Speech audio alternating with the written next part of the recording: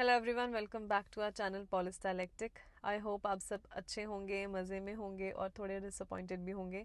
Well, we are sorry for the delay, but as promised हम हमारा next lecture ले आए हैं ऑन फेमिनिज्म सीरीज। तो आज आप और मैं मिलकर पढ़ने वाले हैं की कंसेप्ट्स इन जेंडर स्टडीज़। इस लेक्चर में आगे बढ़ने से पहले मैं आपको प्रीवियस लेक्चर रिलेटेड 2 क्वेश्चंस पूछना चाहूँगी। 2 एमसीक्यूज़ हैं, आप उनका आंसर हमें कमेंट सेक्शन में बता सकते हैं। आइए देखते हैं वो दोनों एमसीक्यूज़ क्या हैं। Question number 1. Who is the author of Declaration of Rights of Women and Female Citizen? आपके पास 4 ऑप्शंस हैं: George San, Mary the गोर्ने, Christian the पिजान, ओलंपे the goose. Question number 2. In which year was the Married Women's Right to Property Act passed with all the amendments required? 1868, 1848, 1860 या 1853?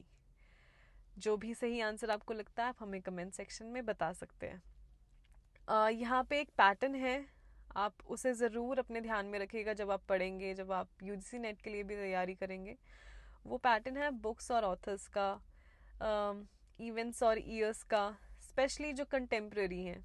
हम historical तो फिर भी पढ़ लेते हैं, पर कंटेम्प्रेरी हम हमेशा नज़रअंदाज कर देते हैं। कंटेम्प्रेरी आपको करंट अफेयर्स के रूप में आ जाते हैं, तो उस पर ज़रा ध्यान दीजिएगा। एंड बुक्स एंड ऑथर्स का ये है कि एक कोई भी अगर आप ऑथर की बात करेंगे तो हर ऑथर की कोई 4 से 5 ही प्रोमिनेंट बुक्स होती हैं। हमें उनकी सभी बुक्स याद नहीं करनी है, हमें उनकी वो जो 4 से 5 प्रोमिनेंट बुक्स हैं वो हमें टिप्स पर होनी चाहिए, हमें उनकी थ्योरी टिप्स पर होनी चाहिए, हमें ये पता होना चाहिए कि उनकी आइडियोलॉजी क्या है। आइए आगे बढ़ते हैं हमारे की कंसेप्ट्स के साथ।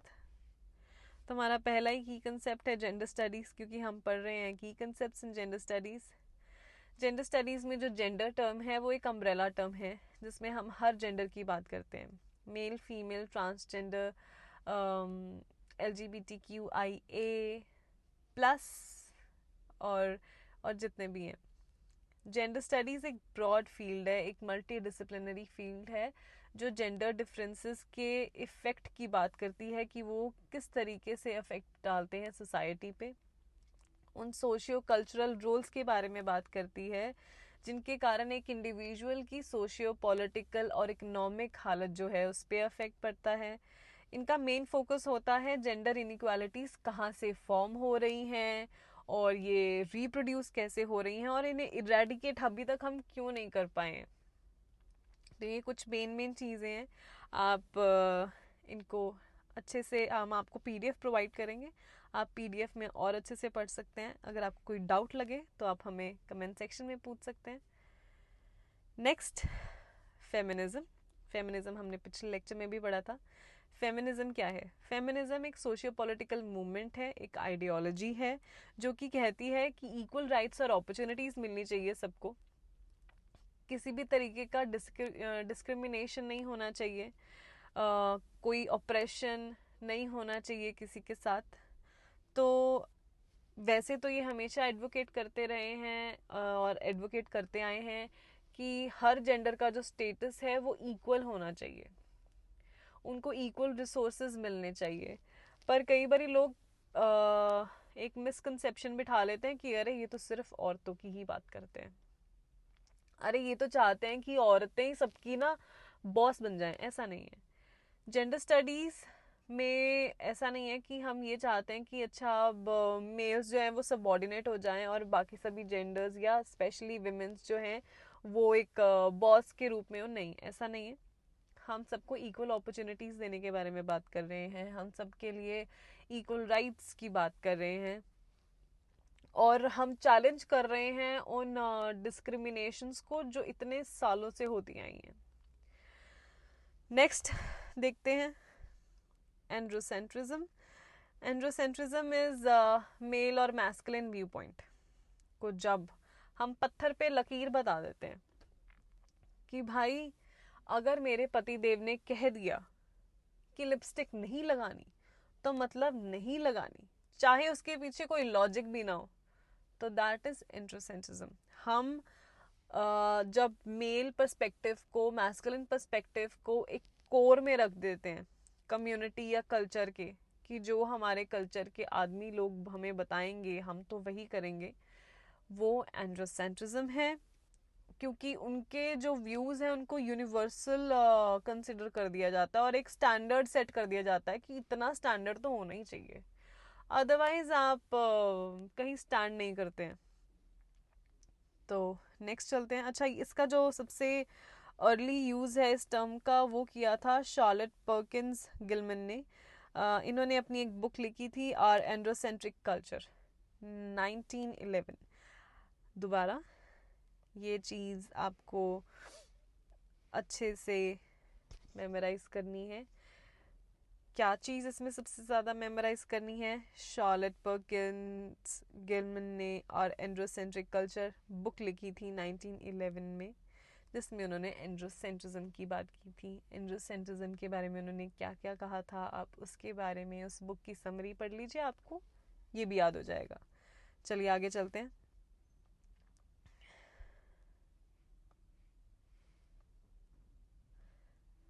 तो यहाँ पे हमारे पास एक कोट है लेस्टर एफ वॉर्ड की तरफ से। ये कहते हैं androcentric theory is the view that man is primary and woman is secondary, that all things center as it were about man, and that woman, though necessary to the work of reproduction, is only a means of continuing the human race, but is otherwise an unimportant accessory, an incidental factor in the journal result। ये कह रहे हैं androcentric theory का मतलब क्या है कि जो मैन है वही प्राइमरी है, विमेन जो है वो सिर्फ मतलब एंड्रोसेंट्रिक थ्योरी के हिसाब से विमेन जो है वो सिर्फ ह्यूमन रेस चलाने के लिए, बच्चे पैदा करने के लिए, अदरवाइज उनका कोई यूज़ नहीं है, वो अननेसेसरी बीइंग्स हैं, अनइम्पॉर्टेंट बीइंग्स हैं, ये किसी काम की नहीं है, सिर्फ मेल जो है वही सब कुछ है। उन्होंने कहा कि एंड्रोसेंट्रिक थ्योरी ये है, उन्होंने ये नहीं कहा है कि औरतें फालतू है। चलिए आगे बढ़ते हैं।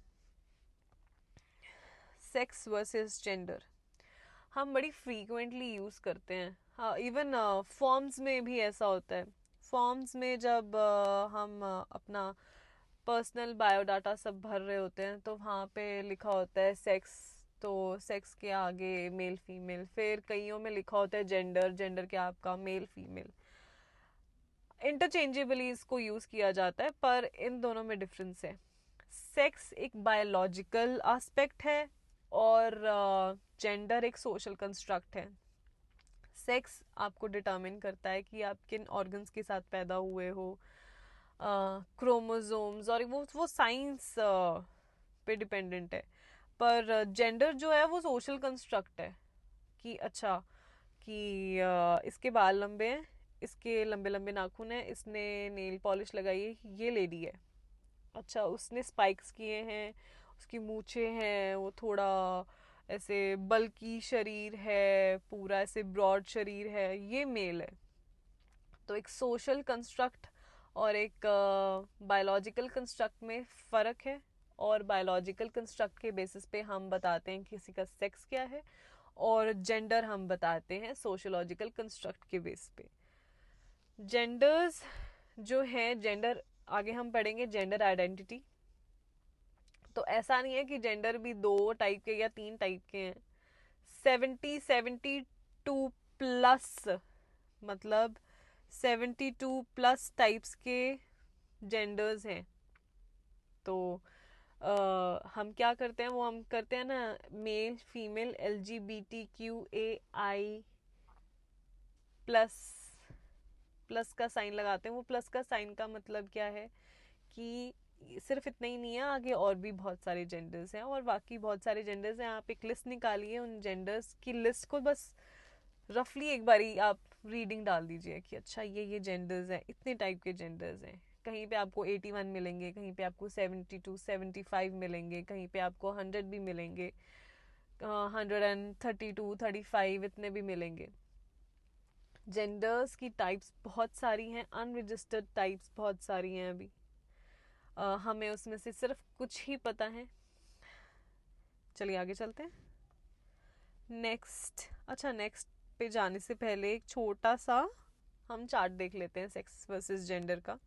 सेक्स वर्सेस जेंडर में क्या है, इन्होंने बता दिया सेक्स इज बायोलॉजिकल अगर chromosomes, reproductive organs and genitalia और हॉर्मोन्स की बात चल रही है तो that is sex biologically. Gender is culturally defined कि इसके रोल्स और रिस्पॉन्सिबिलिटीज क्या होंगी और इसके एट्रीब्यूट्स कैसे होंगे, एंटाइटलमेंट्स क्या मिलेंगे। मेल और फीमेल के लिए अलग अलग जेंडर रोल्स बने हुए हैं, सोशल रोल्स बने हुए हैं।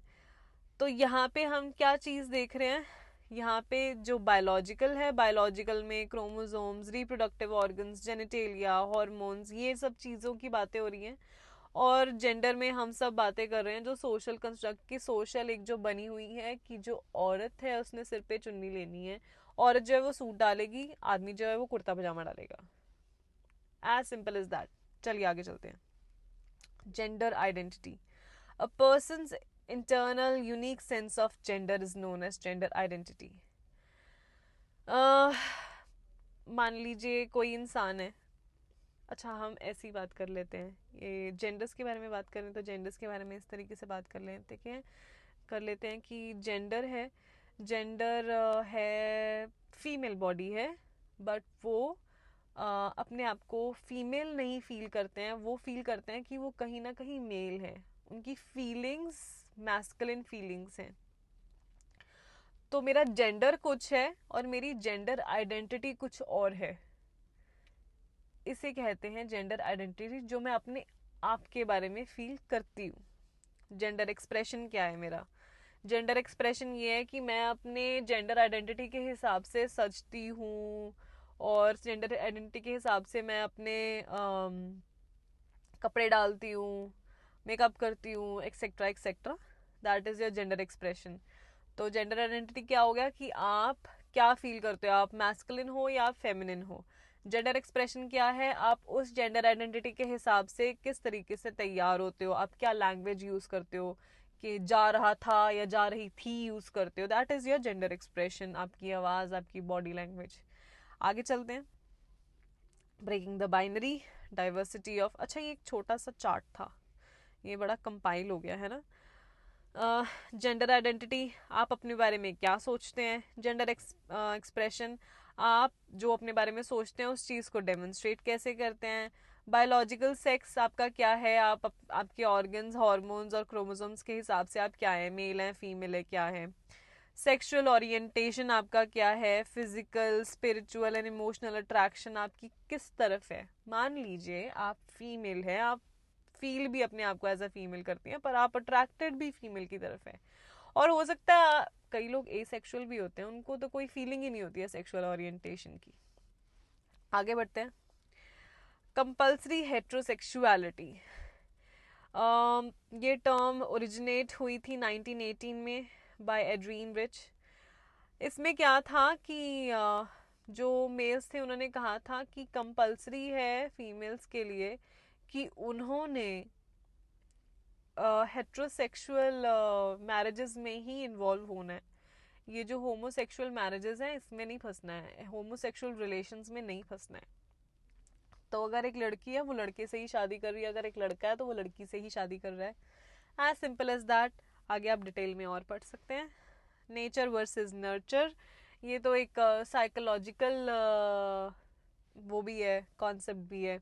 नेचर वर्सेस नर्चर में क्या है, नेचर ने आपको मेल बना के भेजा और नर्चर में ये है कि बड़े होते होते वो मेल आइडेंटिटी किस तरीके से उभर के आई है, वो मैस्कुलिन है, वो थोड़ी फेमिनिन है, या वो दोनों का जोड़ है, मैस्कुलिन प्लस फेमिनिन है। तो brain is still a source of controversy, इसने पूरे स्यापे डाले हुए हैं, हाँ हमारी जिंदगी में भी डाले हुए हैं। Those who favor nature claim that prenatal testosterone exposure influences one's decision as a biological man or female, whilst those who support nurture argue that brain is gender neutral.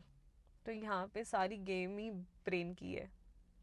Nature versus nurture, आप किसी भी शरीर में पैदा हुए हो, आप किसी भी जेंडर में हो, बट सॉरी नॉट जेंडर, आप किसी भी सेक्स में हो, बट आपका ब्रेन जो आप फील करते हो वो आपको डिसाइड करवाता है कि eight the end of the day आपका जेंडर आइडेंटिटी, आपका जेंडर एक्सप्रेशन क्या होगा. Feminism frequently leans towards the nurture approach, calling for the deconstruction of societal systems that perpetuate gender inequalities. आगे चलते हैं. देखिए जेंडर, सॉरी, नेचर, नर्चर, ये charts मैंने इसीलिए डाले थे कि ताकि आपको हेल्प हो जाए. आपको पीडीएफ में भी ऐसे ही मिलेंगे. तो नेचर में क्या है, जीन्स और हेरिडिटी फैक्टर्स क्या हैं, फिजिकल अपीयरेंस आपकी क्या है, पर्सनालिटी कैरेक्टरिस्टिक्स आपकी क्या है. नर्चर में क्या है, environmental variables, childhood experiences आपके क्या हैं, how we were raised, social relationships, surrounding culture. Nurture तो बहुत सारी चीज़ों, नर्चर में क्या क्या आ जाता है आपका. नर्चर में आपकी फैमिली, आपका पीयर ग्रुप, आपका फॉर्मल ग्रुप, इनफॉर्मल ग्रुप, सभी आ जाता है जो आपकी ब्रेन डेवलपमेंट में एक चेंजेस आते हैं. आपका ब्रेन जब फुल्ली डेवलप्ड हो जाता है तो उसमें क्या होता है, उसमें सिर्फ नेचर नहीं होता है कि आप इसी आदतों के साथ पैदा हुए थे. कुछ चीज़ें आप एनवायरनमेंट से भी उधार में लेते हो, क्योंकि आप कभी कभी उन आदतों को चेंज भी कर देते हो, इसलिए उधार में लेते हो. Next, feminism and language. Male centric terminology. Androcentrism से थोड़ा थोड़ा हम इसे मिला सकते हैं. मेल टर्मिनोलॉजी में ये है कि मैन काइंड से हम ह्यूमन काइंड में आ गए. जहाँ पे हम सिर्फ ही कर रहे थे, वहाँ पे हम ही और शी की बात कर रहे हैं. वहाँ पे हम सिंगल उसकी बात नहीं कर रहे हैं कि सिर्फ ही चल रहा है. फिर उसके बाद हम एक जो नीचे ये, आप थोड़ा ध्यान से नहीं, आप थोड़ा गौर से पढ़िएगा ये वाली चीज़. She was raped, victim centred है कि उसका रेप हो गया, उस लड़की का. सारी स्पॉटलाइट ही उसे पे चली गई. अगर हम बोलेंगे समवन रेप्ड हर, तो स्पॉटलाइट पहले बहुत सारे लोगों पे जाते जाते फिर उस पे आएगी कि someone raped her, holding perpetrator accountable. उसकी गलती नहीं है कि she was raped, someone raped her, जिसने की उसकी गलती है. तो हाईलाइट कौन होना चाहिए, जिसने की है वो गलती. Onus on the person who committed crime. तो आपका ये जो लैंग्वेज, यहीं से मैं आपको एक और चीज़ बताना चाहूँगी. मैंने जेंडर स्टडीज़ आपको कराया, तो जेंडर स्टडीज़ पहले विमेन स्टडीज़ होता था.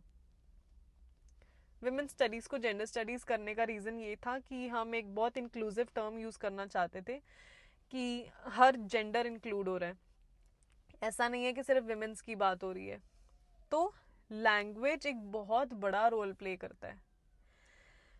इसीलिए फेमिनिज्म एंड लैंग्वेज से मुझे छोटी छोटी चीज़ें याद आई, तो मैंने आपको बता दिया कि लैंग्वेज जो है बहुत एक बड़ा रोल प्ले करता है एक इंडिविजुअल की लाइफ में. नेक्स्ट है privilege and operation. unearned benefits that someone is born with and that build up over time are referred to as privileges. privilege क्या है कि हम वो सिल्वर स्पून के साथ पैदा हुए थे, हमने कमाया नहीं है वो. और कुछ चीज़ें हम कमाते हैं तो वो तो हमारी कमाई हुई. प्रिविलेज तो हम पैदा ही उस प्रिविलेज के साथ हुए थे. बट क्या ऐसा हो सकता है कि अगर कोई इंसान प्रिविलेज्ड है, सिल्वर स्पून के साथ पैदा हुआ है, पर फिर भी वो ऑप्रेस्ड है? ऐसा हो सकता है. हमने पहले लेक्चर में पढ़ा भी था इस चीज़ के बारे में. एक छोटा सा हिंट दे देती हूँ कि मान लीजिए कोई एक फीमेल है, ब्रिटिशर, बहुत एक रॉयल फैमिली से बिलोंग करती हैं, बट उनकी जगह कहाँ है? उनकी जगह है आदमी के जूते के नीचे.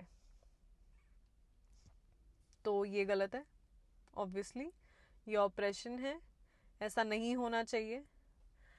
तो इवन इफ आप प्रिविलेज्ड हो, बहुत सारे और सर्कमस्टांसेस हैं जो आपको ऑप्रेस करते हैं. जैसे कि हमने इंटरसेक्शनैलिटी में पढ़ा था कि सिर्फ जेंडर ही नहीं है एक एस्पेक्ट जिसके बेस पे आप डिस्क्रिमिनेशन जो है वो फेस करते हो. उसके अलावा और बहुत सारे एस्पेक्ट्स हैं जिसके बेस पे आप डिस्क्रिमिनेशन या ऑपरेशन सबऑर्डिनेशन आपको फेस करना पड़ता है, जैसे कि आपकी क्लास क्या है, आपकी कास्ट क्या है, रेस कौन सी, आपकी एथनिसिटी कौन सी है। तो अगर आप एक चीज़ से प्रिविलेज्ड भी हो तो कहीं ना कहीं कोई और चीज़ आपकी टांग खींच लेगी। For example wealthy and black. Wealthy हो, बहुत पैसा है तुम्हारे पास, पर at the end of the day you are a black person. ठीक है, you are someone who hails from Africa, और you are someone who is a Dalit. आपके पास बहुत पैसा है पर आप दलित हो, तो आपको वो उस बेस पे डिस्क्रिमिनेट करेगा कि अरे आप तो दलित हो। Then you have poor and white. आप वाइट हो पर पुअर हो। फिर यू हैव इंटरसेक्शनैलिटी। इंटरसेक्शनैलिटी जैसे कि हमने पिछले लेक्चर में भी पढ़ा था, लीगल स्कॉलर थी किम्बरले क्रेंशॉ। इन्होंने 1991 में इस वर्ड को कॉइन किया था। इन्होंने बात की थी वही प्रिविलेज एंड ऑपरेशन से, वही वही चीज़ आ गई आपके सामने कि ऑपरेशन जो है वो सिंगल एक चीज़ पे बेस नहीं है कि आप औरत हो तो आप ऑपरेशन फेस कर रहे हो। वो सिंगल एक उस पे नहीं है, वो हर एक चीज़ पर बेस्ड है। आपकी क्या रेस है, आपकी क्या आपका सेक्स है, आपकी एथनिसिटी क्या है, एक्सेट्रा एक्सेट्रा। इंटरसेक्शनैलिटी भी हो गया। नेक्स्ट चलते हैं आगे। इंटरसेक्शनैलिटी का चार्ट भी मैंने यहाँ पे दे दिया है फॉर योर हेल्प। तो race, ethnicity, gender identity, class, language, religion, ability, sexuality, mental health, age, education, attractiveness और बहुत कुछ। तो ये रेनबो है। इंटरसेक्शनैलिटी एक रेनबो है जिसमें सारा कुछ ही आ रहा है भाई। इसमें किसी भी चीज़ में किसी भी रूप में बख्शा नहीं जाता है। हर एक छोटी चीज़ कोई ना कोई ढूंढ ही लेता है जिस के बेस पे किसी को बुली करना हो। चलिए आगे चलते हैं। The feminisation of poverty. यहाँ पे हम बात कर रहे हैं जेंडर वेज गैप की। Short cut, that's it. Gender wage gap मतलब मेल और फीमेल दोनों सेम जॉब कर रहे हैं, जैसे दोनों ही क्लर्क हैं। मेल को 20,000 रुपीज पर मंथ मिलता है, फीमेल को कंपैरेटिवली 12,000 पर मंथ मिलता है। क्यों, ये गैप किस लिए? कईयों का पहले जवाब होता था क्योंकि वो औरत है, उसके पास इतना प्रेशर नहीं है, वो इतना काम नहीं कर पाती है, या वॉट एवर उसकी इतनी कैपेबिलिटीज नहीं है, उसके इतने मेरिट्स नहीं है। But is that fair enough? क्या आप किसी की काबिलियत सिर्फ इस बेस पे कर सकते हैं कि वो एक औरत है और वो एक आदमी है? नहीं कर सकते हैं। तो फेमिनाइजेशन ऑफ पॉवर्टी क्या है कि एक जेंडर वेज गैप होता था जिसके कारण स्पेशली वो घर जिनको चलाने वाली ही औरतें थी, क्योंकि कईयों का ऐसा होता था कि जो माइग्रेंट वर्कर्स, फॉर एग्जांपल कहीं किसी का कोई हस्बैंड जो है उसकी डेथ हो गई, तो घर को चलाने वाली जो है वो लेडी होती थी। उसके अलावा मान लीजिए अच्छा ये तो है ही है, फिर मान लीजिए उसका आदमी बहुत ज़्यादा दारू पीता था, तो घर चलाने वाली वही है, क्योंकि आदमी तो पैसा दारू में उड़ा रहा है, औरत है जो घर चला रही है पैसे के साथ। तो फेमिनाइजेशन ऑफ पॉवर्टी का असर यहाँ पड़ता है कि इक्वल सैलरी औरतों को मिले तो वो सफ़र नहीं करेंगी। नेक्स्ट चलते हैं, इक्वालिटी एंड इक्विटी। बड़ा इंटरेस्टिंग है ये, बड़ा छोटा सा और बड़ा इंटरेस्टिंग और बड़ा इजी सा कॉन्सेप्ट है इसका। वो ये है कि इक्वालिटी की हम बात करते हैं। इक्वालिटी में हम कहते हैं कि सबको इक्वल रिसोर्सेज मिलने चाहिए, और हम सही बात करते हैं, सबको इक्वल रिसोर्सेज मिलने चाहिए बराबर के। पर क्या सबके सर्कमस्टांसेस सेम है? मान लीजिए कि एक इंसान है, उसको कैसे बताऊं, ठीक है, एक इंसान है, उसको बहुत बड़ा जो है चावल का पैकेट जो है किसी ने ऐसे गिफ्ट कर दिया, और उसी के कंपैरेटिव एक वो था गरीब इंसान, उसको भी चावल का पैकेट गिफ्ट कर दिया। पर क्या किसी ने ये चीज कंसिडर की कि उस गरीब आदमी के घर में क्या गैस है चूल्हा जलाने के लिए? किसी ने नोट नहीं किया। तो सर्कमस्टांसेस पे डिपेंड करता है कि आप उस इंसान के स्टेटस को कैसे अपलिफ्ट करेंगे।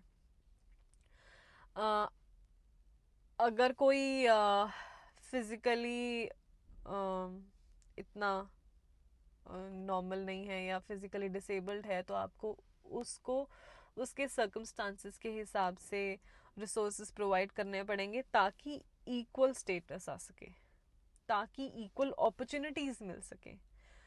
तो it depends on circumstances also, क्योंकि सर्कमस्टांसेस के हिसाब से आपकी नीड्स भी बदल जाती हैं। एक लेवल पे पहुंचना है आपको, एक स्टैंडर्ड आपने बना दिया कि इस लेवल पर पहुंचना है, एटलीस्ट 19,000 तो एक इंसान की होनी चाहिए सैलरी। तो वो 19,000 में पहुंचने के लिए सर्कमस्टांसेस भी केटर करने पड़ेंगे ना उसी हिसाब के साथ। चलिए आगे चलते हैं। फेमिनिटी एंड मैस्कुलिनिटी, ये तो हमें ही पता चल गया, यहीं से पता चल गया मेल फीमेल वाला। फेमिनिटी टिपिकल एट्रीब्यूट्स जो होंगे nurturing, empathy, graceful, polite, always beautiful, ये सब चीज़ें फेमिनिटी, ये लेबल आता है वहाँ पे फेमिनिटी का। फिर it often includes qualities like emotional intelligence, cooperative behaviour and N emphasis on interpersonal relationships. Masculinity refers to a set of cultural norms associated with characteristics typically attributed to men, such as physical strength, वो बहुत तगड़ा है, उसके तो बहुत डोले शोले हैं, assertiveness, ले ऐसे कैसे नहीं तेरा भाई करके दिखाएगा, and independence, कि लड़कों को तो आज़ादी है, वो तो कहीं भी किसी भी टाइम जा सकते हैं, वो तो रात के 3-3 बजे भी आराम से घूमने गेड़ी मारने जा सकते हैं. It often encompasses traits like competitiveness, emotional stoicism, and a focus on career success. ये बंदे जो हैं, ये लोग बड़े प्रैक्टिकल होते हैं, बड़े मतलब समझदार होते हैं, और जो औरतें होती हैं वो होती हैं केयरिंग, नर्चरिंग, उनका तो वो इंटरपर्सनल रिलेशनशिप्स को संभालने में बड़ी अच्छी होती हैं, इमोशनल इंटेलिजेंस उनकी तेज होती है. वाओ. पेट्रियार्की मेट्रियार्की हमें पता है, पेट्रियार्की पितृसत्ता है, मेट्रियार्की मातृसत्ता है. पेट्रियार्की मतलब जहाँ पे मेल डोमिनेंस हो, मेट्रियार्की जहाँ पे फीमेल डोमिनेंस हो. नेक्स्ट LGBTQAI आ गया हमारा जेंडर का एक और perspective. LGBTQAI represents the following categories: lesbian, gay, bisexual, transgender, queer, intersex, asexual, pansexual, और बहुत सारे ऐसे ऐसे जो टर्म्स हैं वो इसके अंदर आते हैं. प्लस साइन इसीलिए है कि प्लस का मतलब है कि ये सब इतने नहीं है, बहुत सारे हैं, काउंटिंग में नहीं आ रहे हैं बस. Plus stands for the additional sexual identities. Next empowerment. Empowerment का मतलब ये नहीं है कि किसी को पैसा दे देना. किसी को आपने 50,000 थमा दिए, पर आपने उसको 50,000 किस चीज के दिए? कि जो मर्जी होता रहे, तूने अपना मुंह बंद रखना है. अब वो बंदा तो अंदर ही अंदर घुट रहा है ना कि मेरे को तो इसको गाली देनी है, और मैं 50,000 लेके बैठ गया हूँ. अब मैं क्या करूं, मेरे को तो गाली देनी है ना किसी रूप में, क्या करूं, अब मैं फंस गया. दैट थिंक ये एम्पावरमेंट नहीं है. एम्पावरमेंट का मतलब होता है कि जब आप अपने अपने डिसीजंस जो हैं खुद ले सकें, आप अपने लिए खुद सही फैसले ले सकें. That is empowerment. जब आप अपने लिए कुछ खुद कर सकें, आपके डिसीजंस किसी और के बेस्ड नहीं होने चाहिए, आपके पास फ्रीडम हो, आप लिबरल हो इतने. That is empowerment. फिर जेंडर सेग्रीगेशन, ये तो हमने हर जगह देखी है जेंडर सेग्रीगेशन. कल हम बैंक गए थे, वहाँ पे फीमेल्स की लाइन अलग थी और मेल्स की लाइन अलग थी. Gender segregation. जेंडर के बेस पे जब हम किसी जगह पर वो करते हैं, सेपरेशन करते हैं, तो दैट इज जेंडर सेग्रीगेशन। और इसका इन्फ्लुएंस जो ये क्यों होता है, हो सकता है इसको कल्चरली इन्फ्लुएंस किया गया हो, रिलीजियसली, कि नहीं आदमी और औरत ना अलग अलग बैठने चाहिए। अभी देख लीजिए, पता नहीं ऐसा होता है कि नहीं होता है। चर्च में आई हैव सीन के आदमी और औरत, there is no such thing as कि ये औरतों की लाइन है और ये आदमियों की लाइन है। पर मंदिर, गुरुद्वारे, मस्जिद, यहाँ पे हमने देखा है कि ये यहाँ पे औरतें बैठेंगी, यहाँ पे आदमी बैठेंगे। तो दैट इज रिलीजियसली इन्फ्लुएंस्ड और कल्चरली इन्फ्लुएंस्ड। ये हमारा कल्चर है कि आदमी लोग एक साइड बैठते हैं और औरतें एक साइड बैठते हैं, है ना। तो जेंडर सेग्रीगेशन भी बहुत उससे होती है। ये बैंक की लाइन ही लगा लेते हैं, बैंक की लाइन औरतों की अलग है, आदमियों की अलग है। अब कई बार क्या होता है, आदमियों की लाइन में खड़े होते हैं 100 आदमी और औरतों की लाइन में खड़े होती हैं 5 औरतें, या मान लीजिए 5 भी मैंने चलो बहुत ही ज्यादा कम कह दिया, 20 औरतें खड़ी हैं। अब 20 औरतें तो कब की फ्री होके चली जाएंगी, वो 100 आदमी तो पता नहीं कितना टाइम खड़े रहेंगे। तो gender segregation, pros and cons दोनों ही है इसके। आपको इसके प्रोज एंड कॉन्स भी पता होने चाहिए जेंडर सेग्रीगेशन के। आप कोशिश कीजिए इन चीज़ों के बारे में डिटेल पढ़ने के लिए। Gender main streaming, gender main streaming का मतलब ये है कि जब आप ये बात करते हैं कि हम हर जेंडर को फील्ड में उतारेंगे, हम हर जेंडर को फील्ड में इंक्लूड करेंगे, that is gender mainstreaming. जब पॉलिसीज, प्रोग्राम्स और सब कुछ हम हर जेंडर के हिसाब से करेंगे, इंक्लूसिव होके करेंगे, that is gender main streaming. Gender considerations a fundamental and integral part of various sectors and initiatives। ये टर्म आया था 1995 में फोर्थ वर्ल्ड कॉन्फ्रेंस के दौरान ऑन विमेन इन बीजिंग। ये कॉन्फ्रेंसेस भी हम करेंगे आगे। It is associated with efforts to promote gender equality. Gender mainstreaming, जब हम हर जेंडर को इंक्लूड करने की बात करते हैं। Next, queer theory. Queer theory का मतलब ये है कि आपने सिर्फ बाइनरी ही क्यों रखा हुआ है, why is it only male and female. बाकियों को आपने एबनॉर्मल क्यों बताया, बाकियों को आपने ऐसा क्यों कहा है कि नहीं नहीं ये तो है ही गलत है। पहले के टाइम पे अगर कोई लेस्बियन या गे होता था तो लोग कहते थे कि ये ना नॉर्मल नहीं है, ये एबनॉर्मल है, इसको ना कोई बीमारी लग गई है। तो लोग ऐसी बात करते थे, वो इस चीज़ को नॉर्मल कंसिडर ही नहीं करते थे। सो ये थोड़ा गलत होता था। तो क्वियर थ्योरी आई ही इसलिए थी ताकि हम हर जेंडर की बात करें। लेस्बियन, गे, अभी हम LGBTQIA पढ़ के हटे हैं, that is your queer theory only. Queer theory is a field of study that emerged in the late 20th century, primarily within the academic disciplines of gender studies and cultural studies। आप इसे detail में भी पढ़ सकते हैं। हम आपको PDF हमारे टेलीग्राम चैनल पे प्रोवाइड कर देंगे। इसके अलावा चलिए, यहाँ पे तो हमारा लेक्चर ख़त्म होता है। टूडलूज, यहाँ पे हम टूडलू कह रहे हैं, बट आपके लिए एक टू डू लिस्ट भी है। एक रिक्वेस्ट ही है आपके लिए, या आपकी मर्जी आगे आप करेंगे कि नहीं करेंगे। बट ये 2 मूवमेंट्स जो हैं इनके बारे में ज़रूर पढ़िएगा। Women's march on Versailles and temperance movement, ये 2 मूवमेंट्स के बारे में आप ज़रूर पढ़िएगा। हम नेक्स्ट लेक्चर में इन्हें भी कवर करेंगे। अगर आपको हमारा लेक्चर अच्छा लगा हो तो please like, share and subscribe. और अगर आपको कोई कमी लगी हो या आपको कोई डाउट हो तो प्लीज़ आप हमें कमेंट सेक्शन में बता सकते हैं, हम आपकी हेल्प करेंगे। Thank you so much, bye bye.